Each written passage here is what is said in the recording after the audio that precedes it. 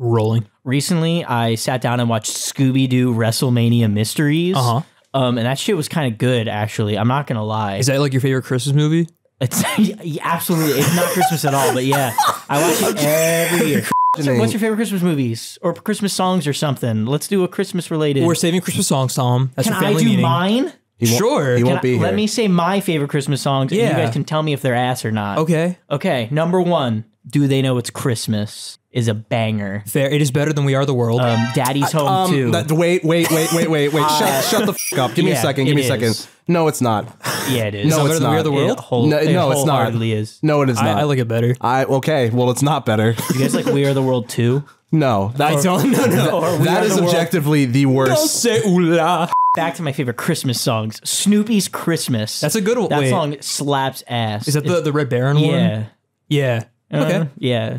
Was it the bells from the village below? Oh, it's fun. I like have it. a very nostalgic one to that one. I feel like me and my dad, just my dad comes up a lot on this podcast. All of my music taste comes from him, I've realized. Which is very, very nice. It's very sweet. He's not going to listen. Also, the Muppets Christmas Carol fucks. The movie. Yeah, that's a good one. That's The Muppets Christmas that they did with John Denver. You guys have Maybe that's anything the one that I was talking Christmas about. related? Any shout outs to your family you'd like to make? No. Not particularly. I'd like to say hello to Matt's lovely sister, Meg. Anyway, let's get to the album, boys.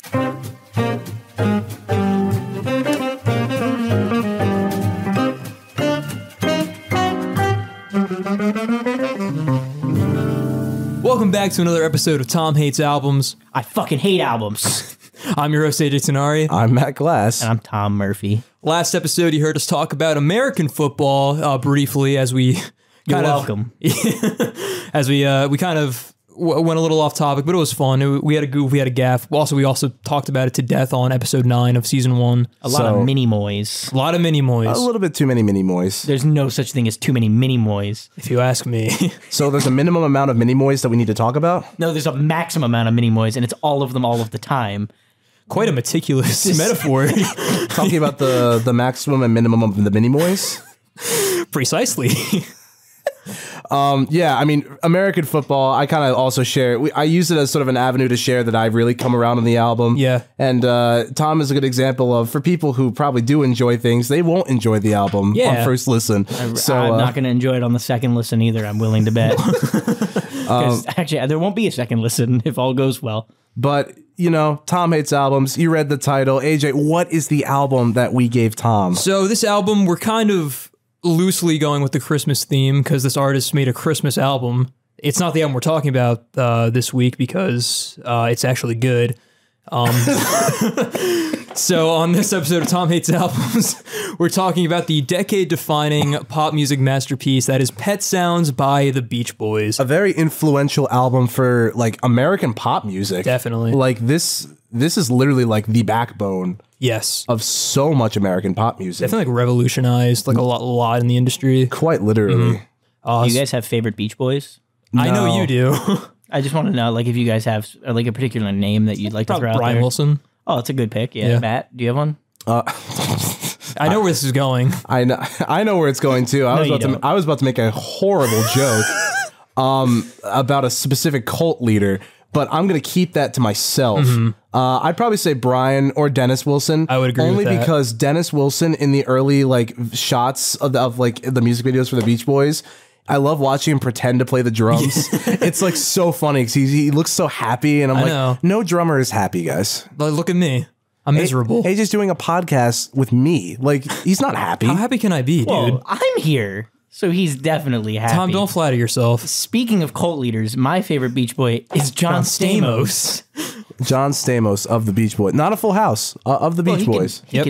He was better than the Beach Boys because he could do both. I mean, they also did both, technically. They were in an episode, possibly 2, Yeah, but possibly they 3. weren't in as many episodes, and there were more episodes of that show than there are Beach Boys songs, and you can't deny that. Is that true? I don't know if There that's has to true. be. Family heads. That's get the in question of the comments. week. Yet another. We're gonna make Nobody's going to even care enough to fact check us on that question. No. Like, It's gonna be me commenting on it. And different It's accounts. just gonna be lying. Well, shall we dive right into this little history before we talk about Tom's thoughts? I absolutely think we should. All right, so Pet Sounds was released May 16th, 1966 on Capitol Records, and it is the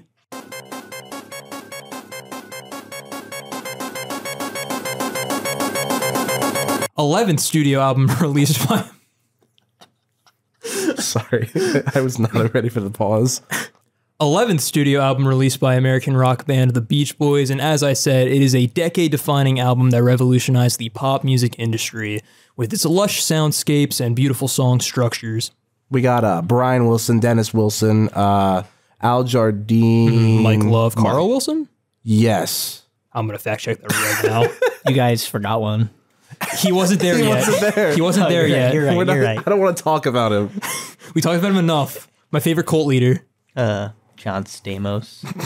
What an icon. Carl Wilson, yes, I prefer correct. Carl Weezer. He is also on this album, surprisingly. I wish. He's the Pet Sounds. I knew it. I fucking knew it. Jimmy's mom. But anyway, Tom, what did you think of Pet Sounds? Overall, I don't. Should I say my overall ranking for the end, or should I just hit? Okay. Just broad thoughts for right now. Broad thoughts. I thought it started very strong. I thought, wouldn't it be nice? It's according to Spotify, has their most listened song of all time. That's right. It makes sense. Specifically, if we want to go into detail, on the original album, 488,982,054 listens. Damn. Wow, the podcast is almost there too. Actually, Yeah, We're pretty close. We just need like a couple more listeners, guys. Yeah, so we're at, like, You know, it's funny. Like, people consider us the Pet Sounds of all podcasts. yeah. I've heard that of the new pop sensation of podcast. I'm Brian Wilson. AJ is Dennis Wilson, and Tom is is John John Stamos. Stamos. Yes, finally, dreams do come true. It's a Christmas miracle. This is the greatest day of my life. Please don't get canceled, John Stamos, in the next month, please. Oh my God, I'm lightheaded. Oh, that was good. I'm so lightheaded. Fuck. Anyway, You Still Believe in Me, the second track, is also pretty good. I ranked that at pretty high. Solid. And then after that, I feel like it kind of went downhill for a little while. I didn't really... I gave That's Not Me got a 4 out of 10. Don't Talk, Put Your Head on My Shoulder got a 5 out of 10, a 4 out of 10 for track 5. I'm Waiting for the Day. Let's Go Away for a While was I think my lowest at 3. No, track 11, I Just Wasn't Made for These Times. That was your lowest? 3. Okay. Those are my 3s. Sloop John B was kind of funny. I still only gave it a 5 out of 10, but that piece of shit ate all my corn, and I'm not okay with it. I did like Let's Go Away for a While. It was all instrumental. Yeah. I enjoyed the instrumental, but it felt like one of those things that could have been cut. I gotcha. God Only Knows I gave a 6 out of 10. We jumped back up to like above 5 for that. I thought it was fun. It had some good tropical vibes. It's very nice too, very sweet. That's a cry song for me. I Know There's an Answer was solid with a 5. Here Today as a 4. I'm just going through all of the songs, listing them with a ranking essentially, and then I'll go through and discuss them a little more. Pet Sounds 6 out of 10. That was my big. We're coming back up again. The vibe felt better. I feel like that was the one that like really jumped back into like the tropical. I wrote the vibe immediately better, tropical as fuck. That's all you need. That's the tagline That's all actually of the album. And then I just wrote that it was kind of okay overall, but the vibe was there. So that bumped it up. And Caroline, no, I gave a 5 out of 10. It was predominantly okay, and that's kind of how I ranked the album as a whole. It was just kind of like Okay. I don't feel like there were any like real lows. Like even the ones I gave 3 out of 10 was probably harsher than it needed to be. But like I feel like everything was just kind of like okay. I'd never be upset if any of these songs came on, but I don't think I'd seek any of them out other than maybe obviously the first one. Yeah. Wouldn't it be? And maybe I'll add You Still Believe in Me. I'll have to listen to it again, but I might add that one somewhere. And Pet Sounds. Yeah, this album is very consistent, I would say. Oh, yeah. Like, very, very well produced, very well written. I have an appreciation for this album because this album's like sort of background in production was highlighted in the really fascinating biopic Love and Mercy, starring Paul Dano and John Cusack. And a guy who really did not look anything like Brian Wilson. I love Paul Dano, so I'm gonna. Paul Dano played young Brian Wilson, and then the other guy played old Brian Wilson. He looked nothing like it. That's it. John Cusack. That's his name. Oh, okay. I know John Cusack. He looked nothing like Brian Wilson. Yeah, I need to see that movie. I hear it's pretty good. It made me like the Beach Boys. Actually, like that's kind of what got me you into them. That's what got me to like listen to this album, because there are scenes where straight up it's this album that they're trying to like to put in production, and then also Good Vibrations. Okay. And the making of Good Vibrations is such a funny fucking scene, because Mike Love starts getting so angry with Brian in the studio, because the Beach Boys, for those who don't know, ladies and gentlemen and non-binary pals, none of the Beach Boys except for Brian could actually play any instruments, but they could hold a pitch. It's just that's all they needed. And that's seriously. And they became famous. Yep. Because they were decent singers. They wrote songs about cars and the beach and like, the boys. It's like me on the podcast where I don't know shit about music, but I just come here and say some stuff and people laugh at me. And Brian is considered to be one of the most influential, like not even just like artists, but composers of all time. 100%. And this is just kind of a manifesto. Yeah. I found the movie. Nice. It's a good movie, like high key recommend. I definitely need to check it out. There are some amazing stylistic scenes, especially when it starts diving into the drug abuse. Yeah. Like it starts to get crazy. Oh, Paul Giamatti? Yeah, he plays Dr. Landy? Yeah. Yeah. They really dropped the ball not getting Stamos, though. No, he cameos. Can we stop talking? It's in the post-credit scene, actually. I refuse. When they bring in John Stamos. This episode's, he looks so young. I'm just going to bring him up the whole time.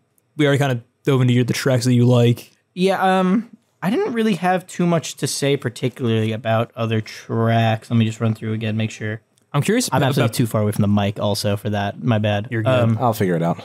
I wrote didn't care for track 11. I just wasn't made for these times. I didn't really... I guess it just wasn't made for Tom. It just wasn't made for these Toms. A lot of them were... I thought song 2 I wrote was short and sweet. Everything else I just kind of wrote some kind of version of like very okay, kind of fine, kind of forgettable... And that piece of shit ate my corn. It's really hitting all the bases here. So there were a lot of the songs had like a fun vibe to them, but it's just like I need a little more than just kind of a tropical vibe. If I just want a tropical vibe, I go to Kokomo. You know what I mean? It's funny that you're using the term tropical, because some of these like I can see tropical, but then others I'm like, I don't know. There is kind of like a bit of like they are Not the Beach all Boys. of them are. Yeah. Just like I feel like overall the album was kind of tropical. There's a lot of I think they had to be a bit too. I don't know why. To the beach angle. Yeah, did they have like ukuleles in there somewhere? Because it sounded like that's the kind of vibe. I think in like some like the instrumental tracks. I think Pet Sounds, the title track. I'm not sure. I have no ears for it, but I just feel like the vibe of a ukulele was there. You know what I mean? Might have been like a slide guitar. I'm not honestly, sure. Who knows? I was, I was picking that up actually. Listen, a lot of these had full piece orchestras that were in the making of this. There's a lot of like kooky production techniques they did that made like gave the album such like unique sounds. Guys, please watch Good Vibe. Love and Mercy. Please watch Love and Mercy. But Matt, what tracks stand out to you? So here's the thing, like.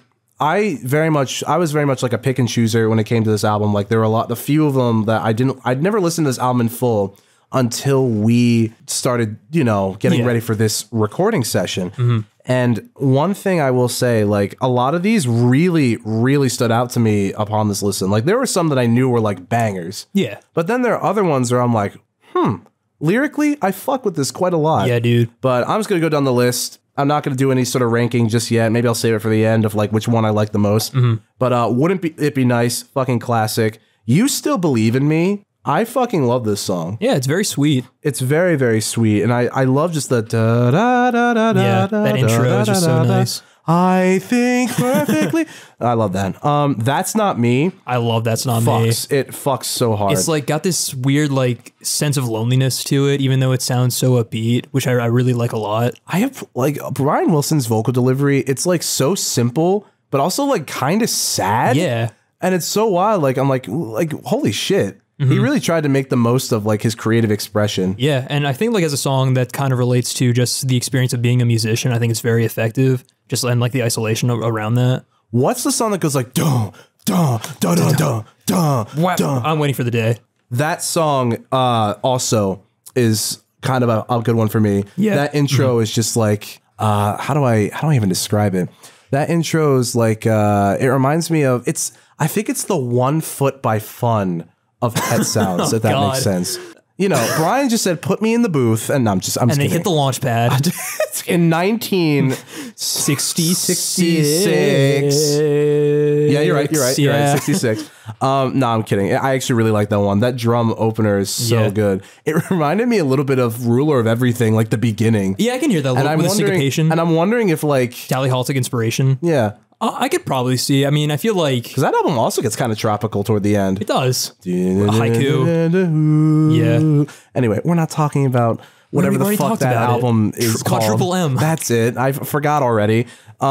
Yeah, so I'm waiting for the day. Really, just the intro I really like. Sloop John B. God only knows. Yeah, I do like Sloop. I do like Sloop John B. It's just a lot of fun. It is a lot of fun. It's actually one of my favorites. God only knows is it's the second highest streamed track on here. That makes sense. 241,311,613. That's where we were last month, I believe. So we're bigger than God only knows, guys. That's true. That's true. That's true. Let's see. Absolutely. I believe not bigger than Stamos, though. Not yet. I just wasn't made. I'm waiting for the day we're bigger than Stamos. Someday.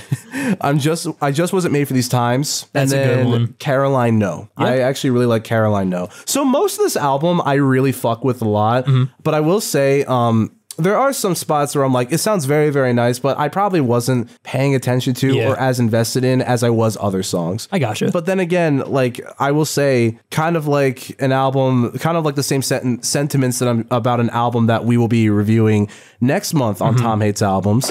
It's kind of in the same vein as that. Like, you know what I mean? Like I fuck with a lot of this album, but there's just a few songs where I'm like, yeah, you know. In comparison to like the great stuff, yeah. Like, because there is a lot of really good material on here. Yeah. And I think both the simplicity of Brian Wilson's vocal delivery and the lyrics, I feel like it just kind of adds this whole like really weird juxtaposed like it's very honest, like kind of like simple lyricism and delivery combined with this very complex and lush production that I think creates a very unique sound. And I really appreciate it for that. Yeah. But that is those were all the tracks that stood out to me. So that was like 7 or 8, I'm pretty sure. Out of like 10 or 13. It's out 13, of 13. Yeah, it is 13. Sorry, I'm bad at math. I can't count. Fake fan. And you call yourself a beach boy. And you say you like John Stamos. I never said that. Actually, we could play it back right now. I love John Stamos. See, there it is. There it fucking is. Tom, get him. Fuck. You son of a... You think you're a member of the John Stamos community? With all the 40-year-old women in Tom? Tom is currently grabbing a pair of handcuffs and is apprehending it's a good way him. To meet ladies, okay? Tom is currently apprehending AJ with some handcuffs. It's true. Tom will not spread. Stop. You have to. It's the law. Open the window. I'm throwing him out. Sorry, family heads. I'm a little sick, so I'm trying not to cough right now. I've decided to let him go, but on a warning. He threw acid in my eyes again. We gotta get rid of all this acid, guys. He just keeps them in like all of his like pockets. He has so many fucking pockets for acid. I love cargo shorts and vests. All time. And my cargo hat. Just a fisherman vest, but it's like full of vials of acid. He has one under his hat too. AJ, what tracks are your favorite? Quite a lot actually. So originally this album, it kind of took me a while to get into. I preferred different other Beach Boy albums, specifically Sunflower and the Smile Sessions. Oh, the Smile Sessions are so... I love the Smile Sessions. Which one has so Kokomo? That was a single for the movie Cocktail starring Tom Cruise. Oh. Was it actually? It was. I didn't even know that. It was specifically written for that movie, I believe. And I don't think it was on any album before, until after.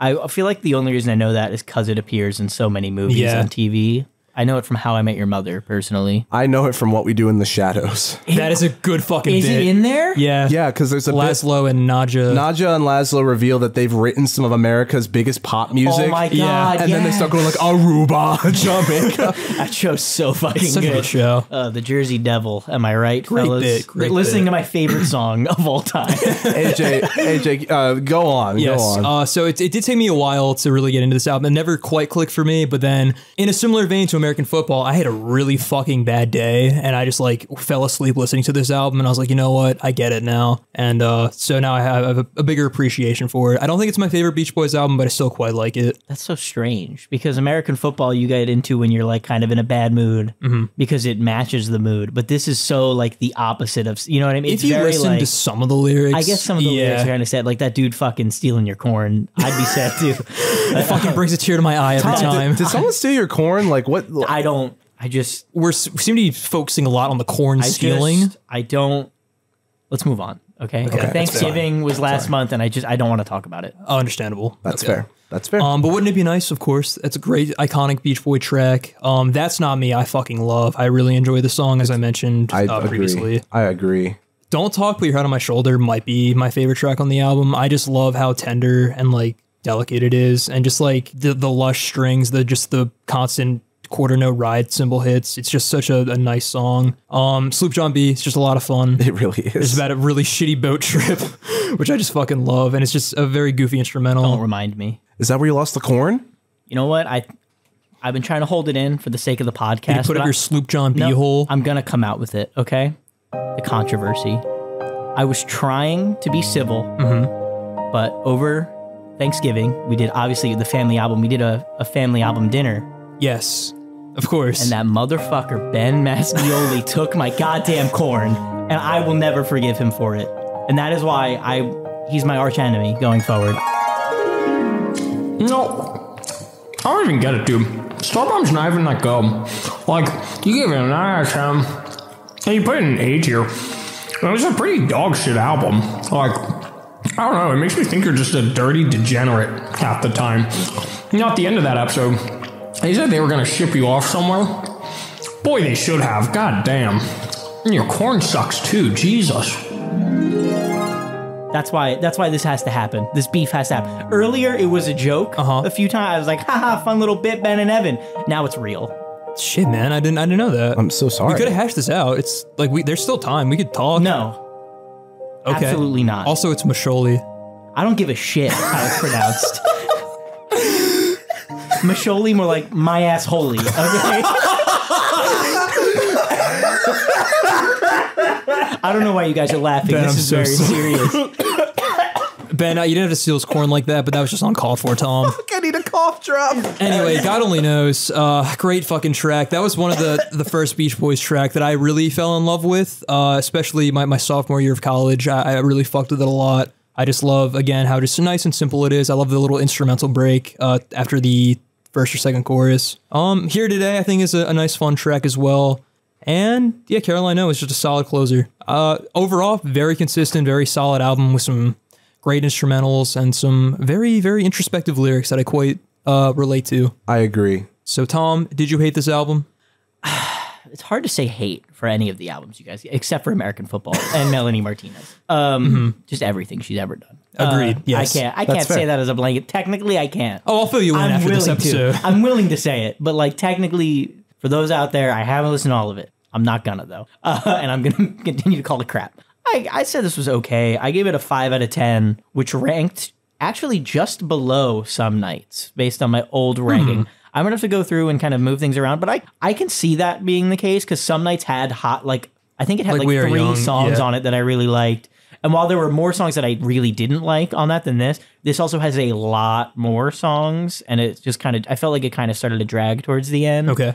And then it's above Joy Division, which that's where it slots in my ranking there. Gotcha. Okay. But I gave this about a 5 out of 10, and I called it like a D+ to a C-, depending on my vibe of the day. I mean, it had like really good songs on it, but overall, just like the tropical vibe was there, but like, and you know, I didn't really care for it. It might have also just been like I wasn't in the mood. Like I was so into the other album that I've been listening to for next month's episode. So like maybe it was like that one was so fun and it made this one feel a little more like a slog than it would have had I not like been doing them side by side. No, honestly, that's a very, very good point. Yeah. But I also I listen to this completely separate from Meatloaf, so I don't, but for right now, 5 out of 10. If I end up changing it, maybe I'll update like at the beginning of an episode or like Instagram content. You know what I mean, guys? If we get around to it, you know what I mean? I don't want to do a TikTok. Neither do I. Don't look at me. So yeah, 5 out of 10. D plus to C minus, maybe a C. That okay, I can see where you're coming from. Definitely, it was just kind of in the middle for me. Like there were some high highs, and there weren't even that many low lows, but there was just a lot of like mediocre, like that kind of pulled it down for me. I could maybe jump to like a 6, but we're not right now. All right. In like just a month, I'll let you know. Middle like of the road. 2 months, I'll let you know. There were some high highs, there were some low lows, and you think there's some ukuleles? Is that what I'm hearing? Yes, and not enough corn for me. Terra. Matt, what did you think of Pet Sounds? Yeah, this album is, in my opinion, so well done. It's really ahead of its time. Definitely. It is so influential, and like, God Only Knows is my favorite track on this album. Yeah. Like, I mean, it's probably one of their most popular songs. I'd say like it's their 3rd or 4th most popular. Yeah. Maybe 4th or 5th. Minor fall, major lift. I get it this time. Yeah, exactly. I need to composing Hallelujah. You know what I mean? Yeah, you know, I know what you mean. I love that song Fucking so much. testify, brother. But anyway, Yes. yeah, no. Even the weird cover from Watchmen By Pentatonics, yeah. No. Well, I mean, I haven't heard it. It's probably fine. It's not Just like all their music.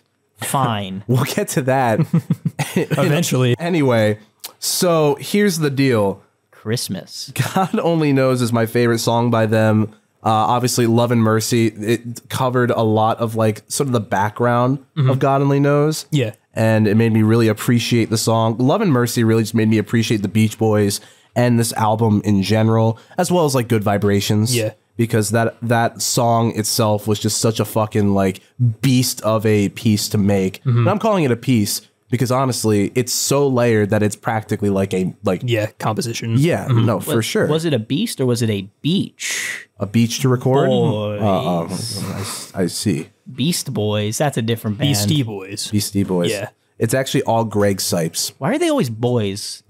God Only Knows is one of my favorite songs, and I'm very happy that, like, you know, I got to give this album a full listen. Definitely, like, in second place, I would say is probably, like, You Still Believe in Me. That song is just so nice. I really love just all of, like, this, the motifs. The album is sad, but, like, the happy sort of instrumental makes it sound so, like, upbeat and lively, and I really appreciate it for that. And I'd probably say at the very end of the day, maybe like That's Not Me is in 3rd, and then like I Just Wasn't Made for These Times is in 4th. Sounds good. Because those are the ones that like no matter where I'm at, I could just concretely like point to something in the song that I recognize. Because 13 is a bit of a lot to like remember. I mean, for only 35 minutes. In my opinion, I feel like it's uses runtime very effectively. Oh, I don't mean like in length. It's just a lot of material to remember and try to recall because there's just a lot here. Yeah, I think it's a fairly average length, personally. But 13. But the thing is, yeah, no, I like this. I like this album a lot. It's definitely on like the higher end of like the spectrum of like the songs that I love that we've listened to. So I'm gonna give this like a low A. Okay. Probably. Solid. Like it's probably like the most solid album that we've listened to. But there's some parts where I'm like, you know what? It's very well paced and it's not like that much of a drag. But there are parts that I like a lot more than others. Yeah. But the lows are not criminally low. So I'm gonna say this is like a low A for me. Maybe like a 9. Yeah, just 9 out of 10. All right. Because it's just objectively very Just good. a good album. And John Stamos, if you hear me on this podcast, fucking leave the Beach Boys, please. Leave them alone. Don't want you. No, join them again.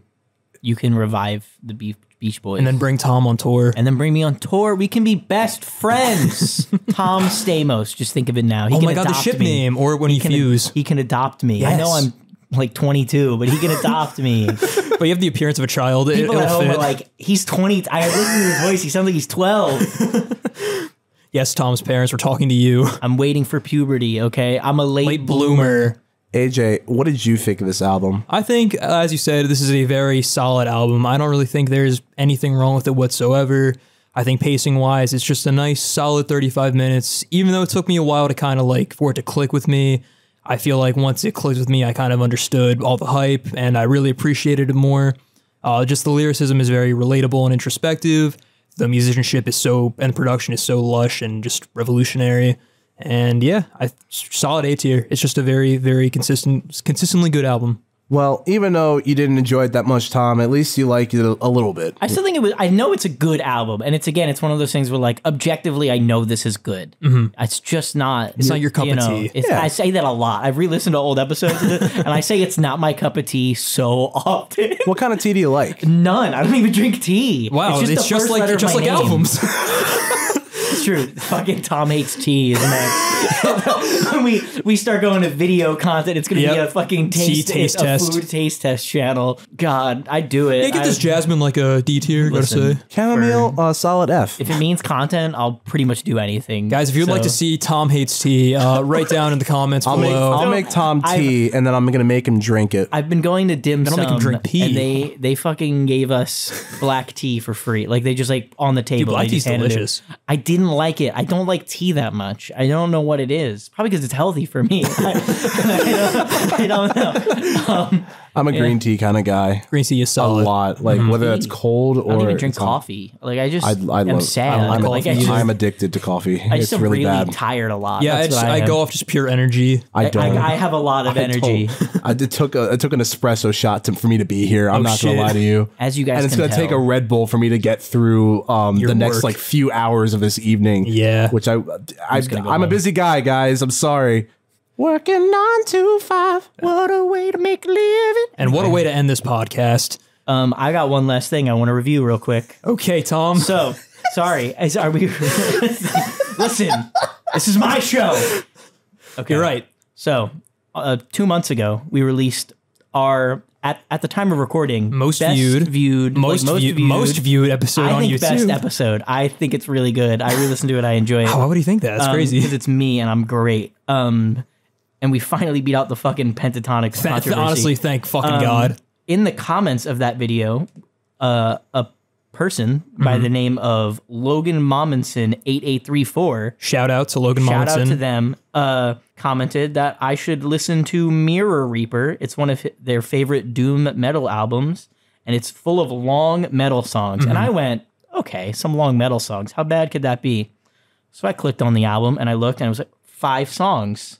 That's not terrible, especially if they're long. That's not bad. I scrolled down and I saw it said 5 songs. And then next to it said the runtime. The runtime was 2 hours and 47 minutes. Yep, that's doom metal. This is almost 3 hours long. And I'm not gonna lie, it was kind of cool. Like, I didn't hate it. I listened to all of it. I want to make that clear. A majority of that runtime is the first track, which is an hour and a half long, and then the rest are like 20 minutes or something like that. It all sounded very similar. It just felt like it was good, like, background ambiance music, akin to like the way Dark Souls makes you feel when you play the video game. That's the kind of music it felt. I feel like it'd be really good, like, backtrack ambient music for like a D&D like game, an Underdark D&D game or something. But yeah, that's. I just wanted to review. I wanted to say, if you comment any album under our episodes, yeah, please and do. You're not someone that I know personally.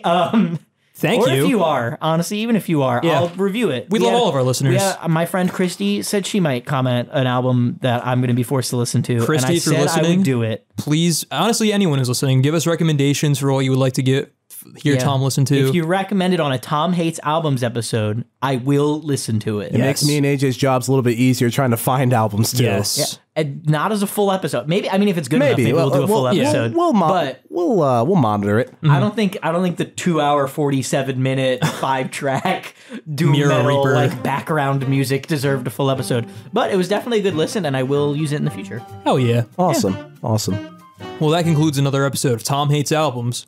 Fucking God, I do. As always, I'm your host, AJ Tanari. I'm Matt Glass. And I'm Tom Murphy. Thank you for always listening, and we'll see you with a very special family meeting next week. Woohoo! I won't be there. Good. Peace. Bye. Hey, all right. Good episode. Yeah. I think this is the first time we got through without Hugh Must Not Be Named entering the studio. Maybe he's starting to learn. Maybe. Yeah, Nate Roos didn't show up once. What are the chances? That's pretty good. Oh shit. He's right. What happened? He's right behind me, isn't he?